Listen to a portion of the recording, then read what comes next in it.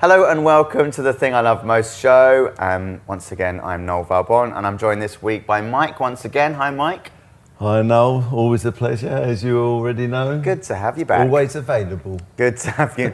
Don't put yourself down too much. Lots to talk about this week. We're going to obviously discuss the previous week's games, look forward to the next ones, and have our general chit-chat about life as a Spurs fan. Yep. So, let's cast our mind back to last Wednesday, our Champions League match against Barcelona. We were all very excited. It ended up being a very exciting game. Not the best start. I just wanted to sort of evaluate the game and evaluate the start, and just for me, if you can tell me how much of an impact you think that mistake by Lloris had on us, and if was that the reason why we lost the game? Would we have lost the game without it?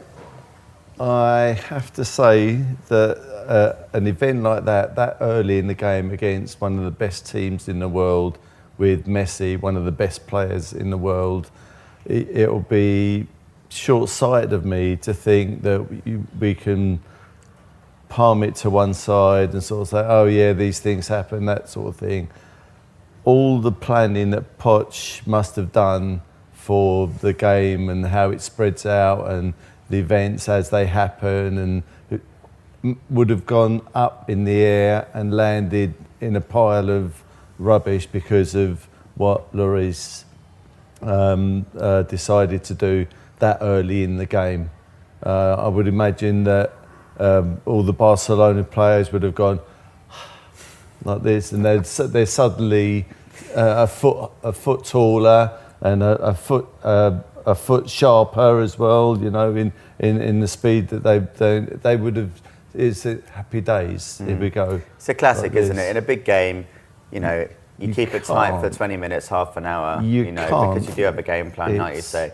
So the reasons for it, because obviously, you know, he's had history of making a few poor decisions for us and for the national team. His kicking has not been amazing.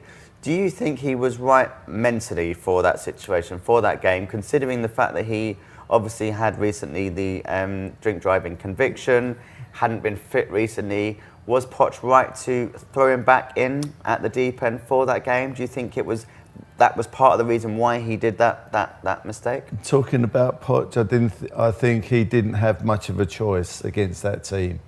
Can you imagine what would have happened if he'd have brought Form in? Well, Gazzaniga was in form. Gazzaniga's in form, even though he got some bad press that Poch doesn't rate him as a keeper because of his distribution, and that's what Poch wants. You see, Lloris's distribution is not great at the moment anyway. That's my point, and so all these things are by the by. I do accept that he was under a lot of pressure through what had happened and what he was planning to do, and I don't think he would have been ready 100% for that game, but because of the injuries and not happy about Gazzaniga to go in, I think Poch made his decision that he's got to play, and that's fair enough. But no excuse. You can't give him an excuse because he's done it before.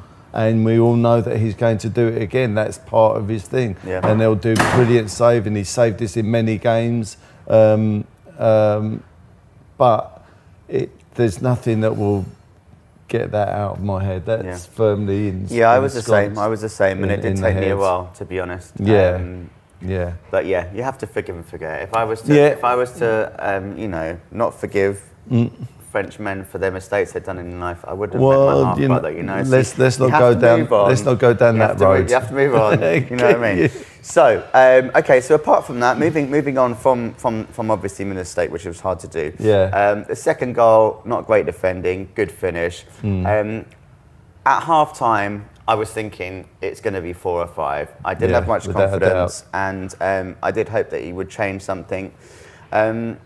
It was a spirited second half performance. It was, I mean, the most frustrating thing for me, I think, looking at the game, is that Barcelona obviously did play fantastically well, but we you know, we gave them the opportunities, we made those mistakes, and we also gave them the space. I think that was created the fact that we were chasing the game for large periods. That's the and so point Messi was like dropping deeper, and it was like an acres of space. But when we attacked them, they did like they were threatened. So we could have got something out of the game, and that's the most frustrating thing for me. After that second half performance, we showed them that we could have got something out of the game. We had the players to hurt them, but it just didn't happen in the first half with the mistakes, basically. So it was frustrating. Who else impressed you on the night? I think Winks was dropped into it, and I didn't see until the second half that he got involved, and I was impressed with his performance in the second half after all the damage had been done in the first half. But again, it's another player that was coming back from long injury and stuff. And he took a while to enter the game, I think. He did. It was mentioned, I think, on social media that he actually did benefit from maybe Dyer coming on in the second half, because a bit more of a calming presence. Absolutely. Dan Wanyama, who also was on a booking, who didn't play that well, who might have not even been fit. So we could say that about most of the players, but I think that the only guy that really sort of stood out for me was actually Moura. His movement and his playing his abilities on the ball, that they were worried when he got possession. I thought Lamela for me first half was the only one who was trying, and then second half obviously he did grab a deflected goal, but I thought he was our best player.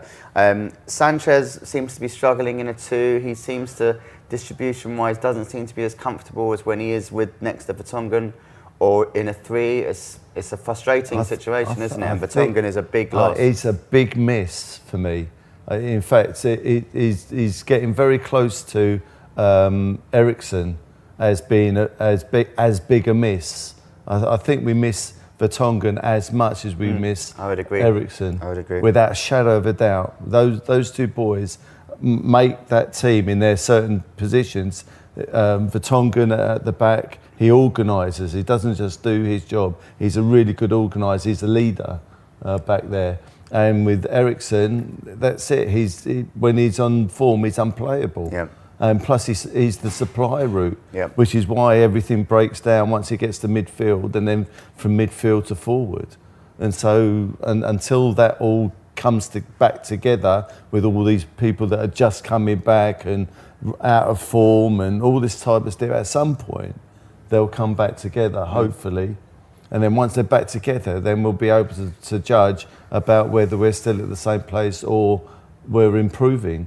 But at the moment, it's like we're constantly putting sticking plasters in different parts of the team, where someone's covering someone else and someone's a little bit injured or carrying a knock and just come back. It seems sticking plasters. So is that highlighting the fact that we didn't sign anyone in the transfer window? I mean, the squad is stretched, and it's not normally this stretched at this time of the season. People are blaming it on the World Cup players, but that's the same for most of the big teams. So I don't really see, that as an excuse. No, I don't use the World Cup as an excuse. To have the amount of players that we did have out for that game at this time of the season was rare. But it's strange how these things happen. Like at the time when we were complaining about the lack of any signings, we're thinking, but really, we have got still a great first team, and we still have got an average sort of 4 or 5 players after that can still come in. But we couldn't foresee that all these people were going to get injured. So it has actually highlighted that if you do stand still, everybody else comes up. You can't argue with that. Yeah. So you can see after last year where Chelsea were abject average, now they've got the new manager, and look, they're ticking and they're going and they're up and they're doing it because they've still got the people on the bench that if they're struggling, which they have done in quite a few games this year, but they come on and they get the equaliser or they get the winner. Yeah. When we're looking for something, they've got more on the bench. Yes. Most of the teams have in our sort of rivals in the top 6 have better attacking options from the bench. I mean that's obvious. So, yeah. So in terms of qualification, where do you see ourselves now? We need to try and beat PSV home and away, and then hope for, obviously, Barcelona to then get 6 points off Inter, and then it will come down to the Inter at home game for us, and that we'll be on 9 points. So it's going to be a tough ask. It's going to be a tough ask, and I think that Inter game, it will be about the Inter game. If we're lucky enough to get a draw in Barca, then that would be a major plus. And I think that if we've got our first team back and playing well, I would back us. Also, by that stage, Barcelona might have qualified. Yes. They probably would have qualified. Yeah. So it might be like, nothing to them. So there could be an interesting there could be that. But I think that Inter game, assuming that we can do the business against PSV, which is not going to be easy. Which is not, because they've got a really good, they've got great form at home. So if we weren't to qualify for the Champions League from the group, would you prefer us to finish third or fourth? Would you want to go into the Europa League and continue with a European season like we have done before? I would always want to be. I'd always want to go for third. Okay. Always go for third. It's a no-brainer. Absolute no-brainer for me. Keep that consistency going, and give no. We all know we're totally punching way above our weight, but if we keep that consistency, people are going to actually take us seriously, instead of keep putting us down and stuff, and not doing it against Chelsea. They never say anything negative against them, but oh look, they're being Spursy and all this type of stuff. You just think we need to put our marker there, and that's it. We're there, and we've done that the last 3 or 4 seasons.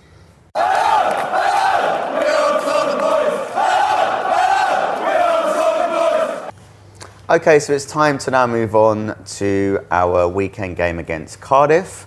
A vital 3 points, considering when you're looking back, the rest of the teams performed pretty well. Obviously, the Liverpool Man City game was absolutely dire yesterday, but the teams around us a little bit more got their 3 points. So it was obviously a frustrating game. People around me, I think, were more. They wanted more from the game, but I mean, I'm always a little bit more of a realist. I'm always a bit more positive maybe than others. I didn't think we played badly.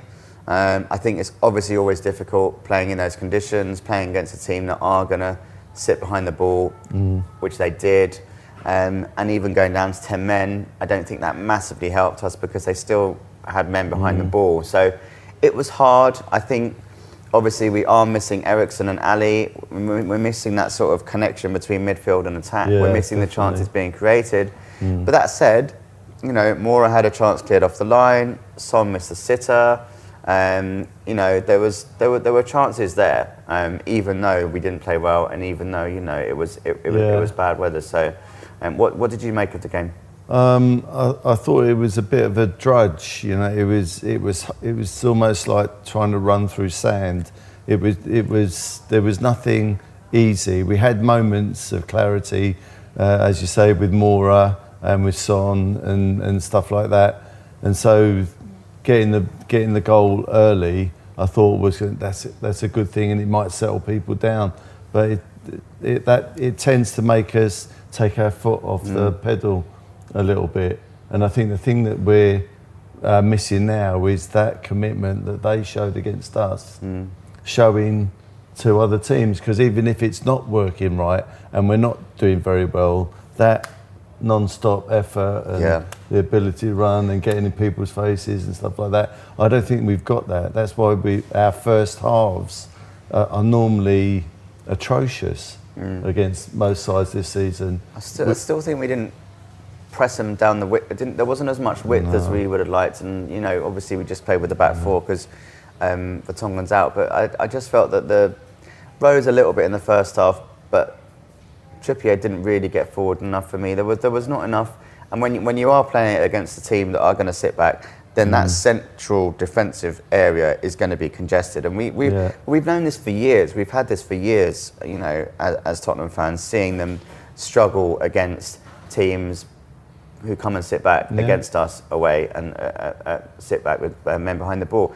The way that we used to combat that was basically with wing backs, because they were able to, we had the pace of Rose and Walker, and we were able to then get in behind them, and that was how we used to combat the fact of playing against these defensive teams. But it seems to be quite difficult now. We still seem to have that difficulty in splitting those teams apart. Well, it doesn't seem maybe because of people like Eriksen, we haven't got that same quality in that final third. If we do go down the sides of their box. And so they seem to get there, but we're just not hitting our players that are in there. And so I just think the quality's not there at the moment. And so it makes everything really difficult. I mean, how they kept that ball out from Mora, from that volley. Yeah, it was good defending. And how Alderweireld kept that ball out. And there are two things that are you can't describe it. I mean, it's just. So who else impressed you on the day? I'm going to mention a certain name in a minute that's going to open up a firework of discussion. Nothing wrong with that. So nothing wrong with that. Who impressed you on the day? What players impressed you, and what players didn't impress you? Improvement-wise, even though it's not easy to say, Sissoko was better than he has been, which is a step in the right direction, but I'm not sure how much further than that he can go, or what more he can give. He is very much it's not even like it's Marmite with Tottenham fans. He's a real strange one. I've never experienced it before as a Tottenham fan, to have that much dread when people hear his name on the team sheet, and it's a lack of support. I mean, he got a decent ovation when he went off, but he's so short on confidence, and he's not going to be that attacking player that we want him to be. So and also in a way, Poch is playing him in the wrong position. He's playing him when he does a 4-2-3-1, and he's playing him as part of that three. That's not his ability. He's not an attacking player. He's not going to cross the ball. He very, very rarely crosses the ball. So he gets in those right positions on the right-hand side of the three, and he just lays it back to Trippier, or he just which is fine. He's a cog in the way we play, and it works. But people expecting him when he gets the ball to create some magic, but that's not the type of player he is. And I thought he did well. I was looking at stats. He had the most key passes in the game with 4. His percentage of successful passes was good.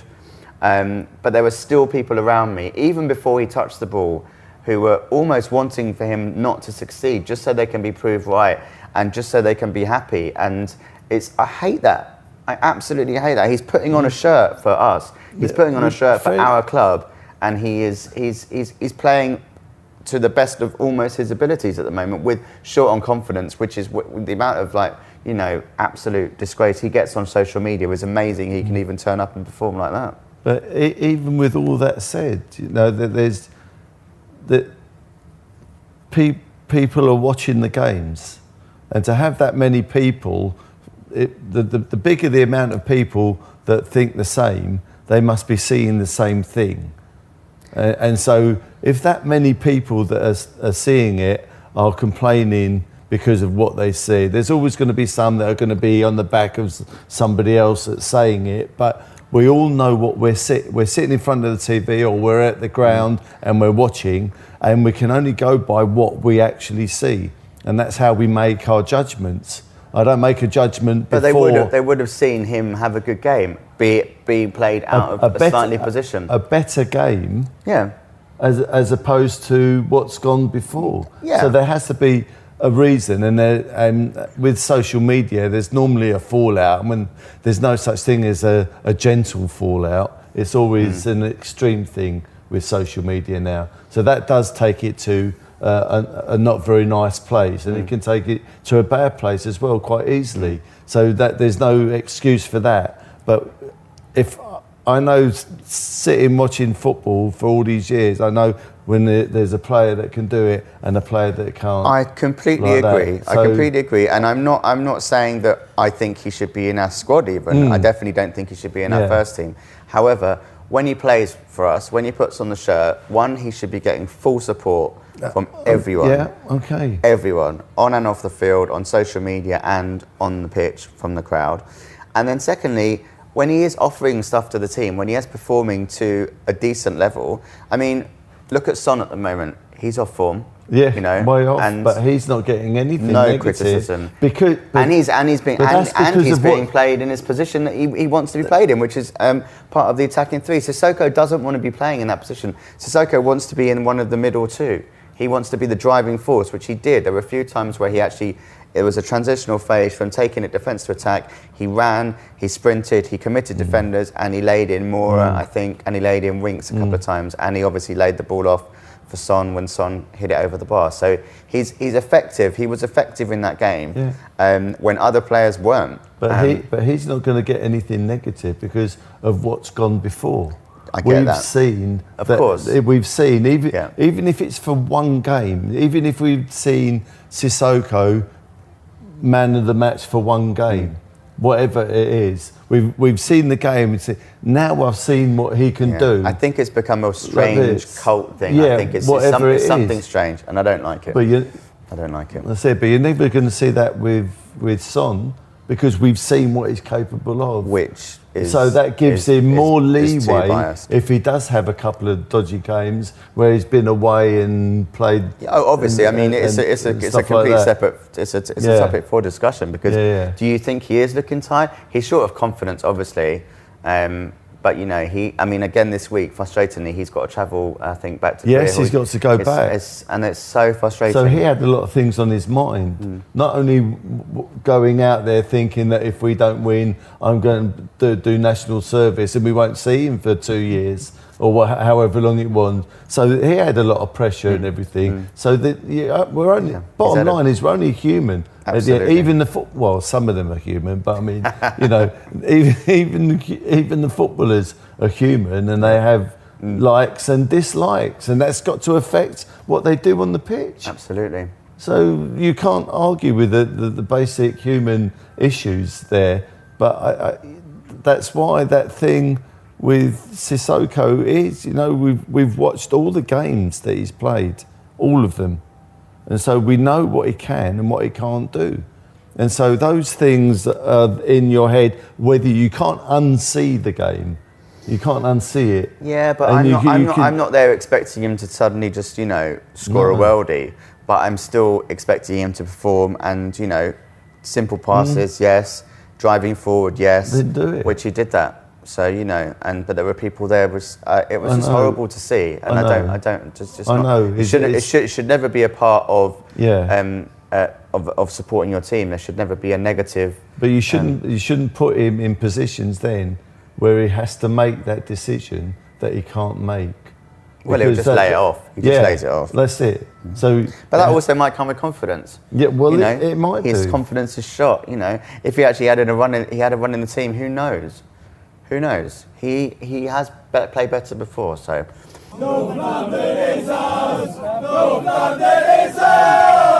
So we're talking about the Cardiff game.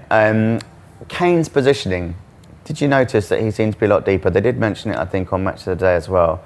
Do you think that's something that's come from Poch? Do you think that's something that is because Lucas Moura is in the team? Or do you think that that's something that Kane has tried to add to his game to become more of a creator because we have Eriksen and Ali out, so he sort of wanted to try and be more of a number 10? I think it's all of the above. I think it's a bit of everything that you've said. I think that he's shown again, you know, thinking that he's a brilliant striker, scores all these goals for fun and all this type of stuff. We've seen when he's cut a couple of times before where he comes deep and he'll hit the best 60-yard ball on someone's toe and stuff like that. So he's got more tools in his cupboard than we give him credit for, even though we give him a lot of credit. The thing is that we do want him in the box, though, don't we? That's the thing, you know. Absolutely. It's all well and good him creating, but then when he's creating to players who aren't necessarily, you know, at that point of finishing and being clinical, then it's just frustrating because it's not going to end in have the end product. That's right.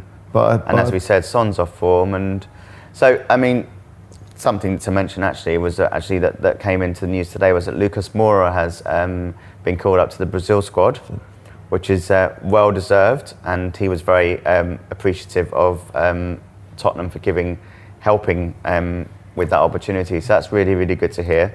Been really impressed with him this season, actually. Really impressed. I think he's obviously, benefited from a full pre-season and some confidence in him.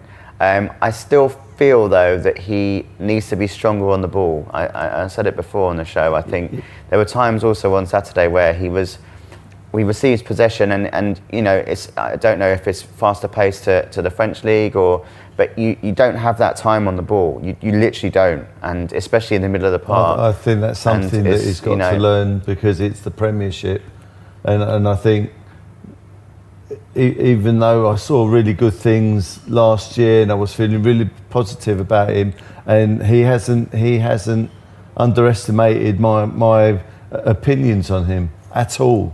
I see him with that, and his 2 goals that he scored, where you're either a finisher. So everything that we try and not that we're saying non-positively about Sissoko, about not making a decision when he gets there, he's shown that once he gets round and he's in there, he doesn't mess about. He's like a Solskjaer or something like that. Bang, it's in the net. He's a quality finisher with it.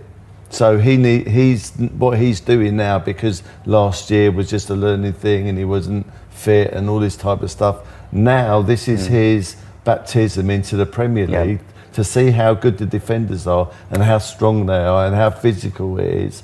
And it's just a matter of time. Once he learns, plus also, look at all the penalties that he could have had in recent games that they're not giving him yet. We could have had more points because of it. And so he's learning, but so are the referees and so are the rest of the team, stuff like that. I think he's an impeccable player, and I'm so happy that he's back in the Brazil side. And I don't think anyone else deserves any better. Yeah, I hope that he goes on to bigger and better things. Nice use of impeccable. I like that. Yes. Impeccable player. Impeccable player. It's almost like a tongue twister, isn't it?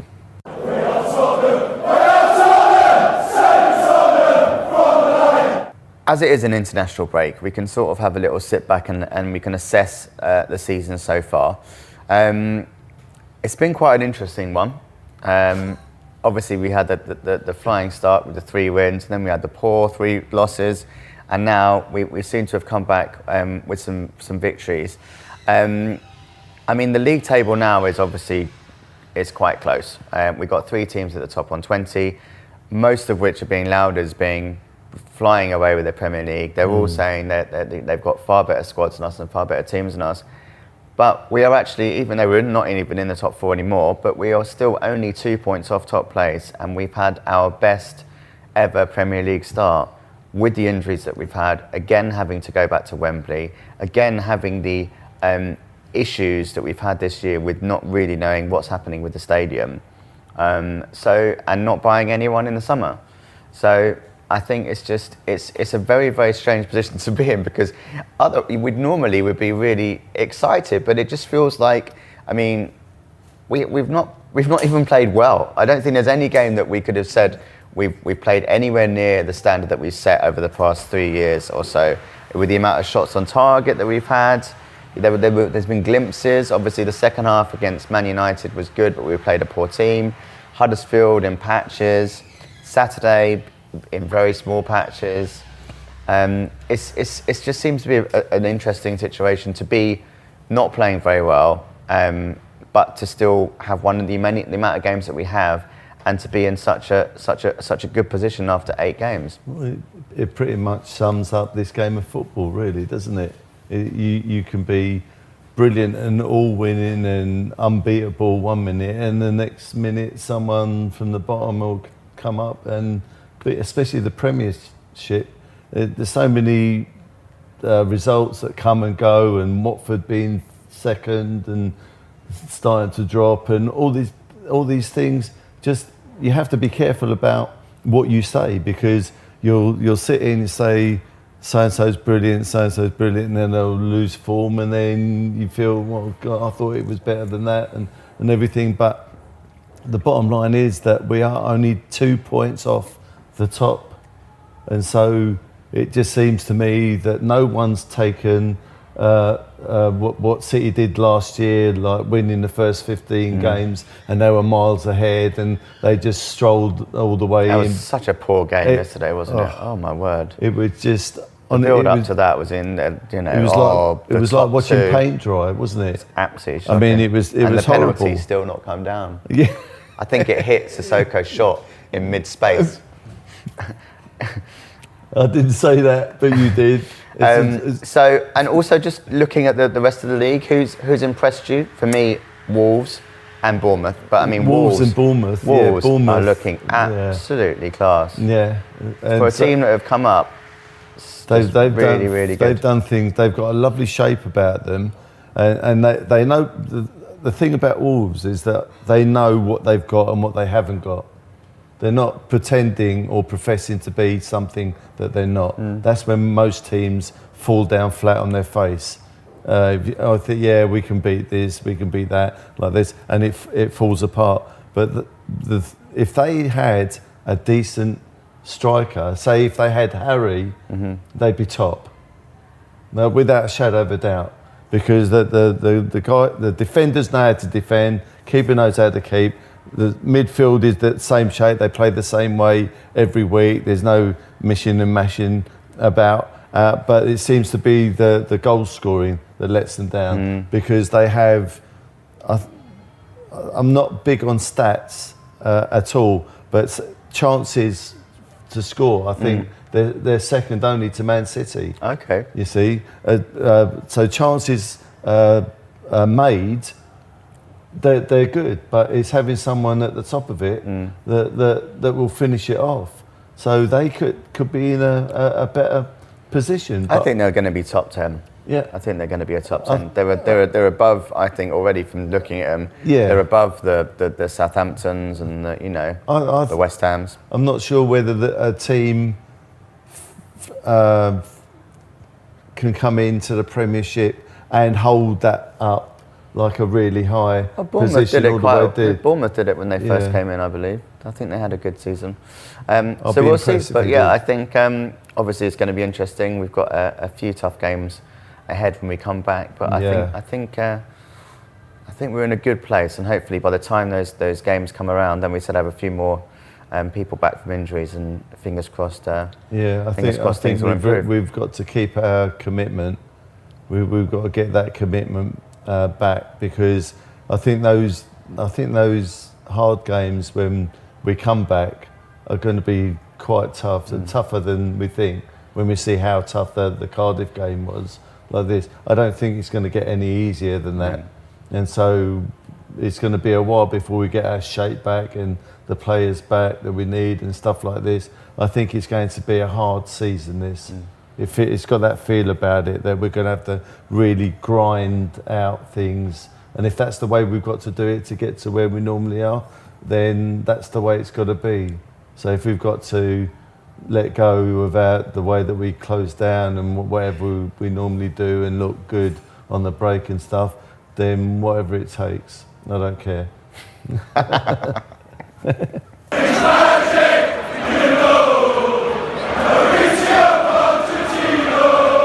Time now to look ahead to our next league game, which is obviously quite a while away now, which is against the West Ham. West Ham, yes. West Ham fans, they kill me. They literally kill me. They hate us more than we hate them, I think. I don't know. Yeah. I just remember going to West Ham away, and it was the whole Lasagna Gate thing, and they were literally just singing at us the whole time. Champions League, you're having a laugh. They weren't even watching the game. I was just like, it's crazy. Yeah. So normally we have an opposition fan come on and share their views on supporting their team, and obviously the game ahead. We did have a few lined up. One of whom works actually at the pub where we film, the old Pride of Tottenham, which is now called the Blue Coats Pub in Tottenham. But he is not working today, unfortunately, and a few other people that we'd have in line are all flued up at home in bed. So we're going to do the preview ourselves. So Talk about West Ham. They had a very, very poor start. Obviously, they spent quite a bit of money in the summer. A lot of money. They bought Yarmolenko, and they bought some decent players. They're looking okay on paper, and then they had a horrendous start. Then they had a good victory away at Everton.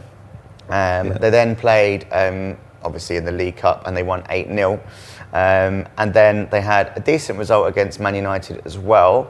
Man United obviously are in disarray, so you know it's very hard to judge whether that was a great performance or not. But you still have to beat a team that are in front of you. And then last week, a disappointing performance on their front was losing away at Brighton 1-0. Obviously, Brighton is a hard place to go, but I still think they would have expected to get at least something out of that game. So, how have you? What's your been sort of perception of West Ham so far this season? It's difficult to make an assumption with them because they started badly. Then they were on a bit of a run before the Brighton game. It seemed like they turned the corner, but as you say, they did spend well, and they seem to have made the change from slow start to some sort of form. But again, the Brighton game shows that nothing's constant unless you've got enough about you or enough confidence about you to overcome teams like Brighton and Bournemouth and stuff like that, who are much stronger teams than you give them credit for. But I still think that on their day, their ability to score goals, they've got some quite serious tools to go forward, and so I still don't think their defence is anywhere near consistent enough to do anything to go above, say, 10th or mid-table. I can't see them being any higher than that. No. I mean, I'm there to be proved wrong. The funny thing was, before the Brighton game, they had all of their fans on. Gary Neville was interviewing them outside the game, outside the stadium, before the Brighton game, and they were so confident. So confident suddenly after having these few victories about finishing top 8. He's like, that's a top 8 strike force we got there. And and then they go and lose to Brighton, which is hilarious. Our record with them is pretty decent recently. Yes. Obviously, we had the cup defeat last year, which we are now going to have. Of a heartbreaker, now going to be able to get revenge for. But just the league game, we obviously won there last season. We're reasonably good at them. What would you predict for the scoreline when we go to the West Ham? I don't see many clean sheets with us at the moment because of the changes and everything. So I'm looking at a 3-1. 3-1? Yeah, I'm looking at a 3-1 myself, because I think that we can still get to them, and because there's so much commitment, they're not going to be shy about coming forward or getting into our faces and stuff. But I think I still think we've got much more quality than they've got, and so if we look at the cold light of day, then it shouldn't be a difficult game.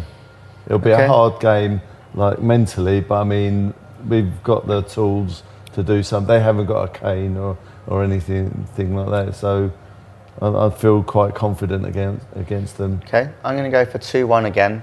I think it will be tight, but I think 2-1 seems to be my favourite score prediction, so we'll go for 2-1. Fantastic. Well, thanks so much, Mike, for coming along once again. My Great pleasure, to have you here. as always. And thank you, everyone, for watching this week and listening once again. It's been a pleasure having you here with us. Special thanks goes to some of the Spurs Facebook groups who've been helping to share our podcast and YouTube show. Thank you to Alison and Justin on THFC Today.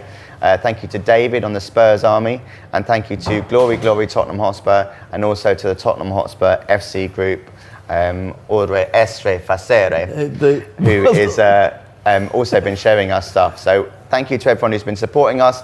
As always, we love your feedback and comments, so please do let us know what you think of the show.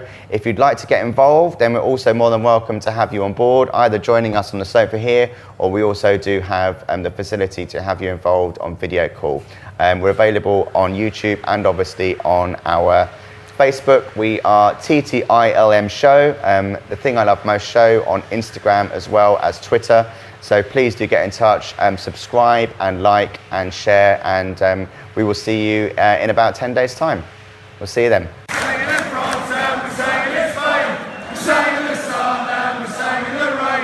It's right to stop us for the way it did.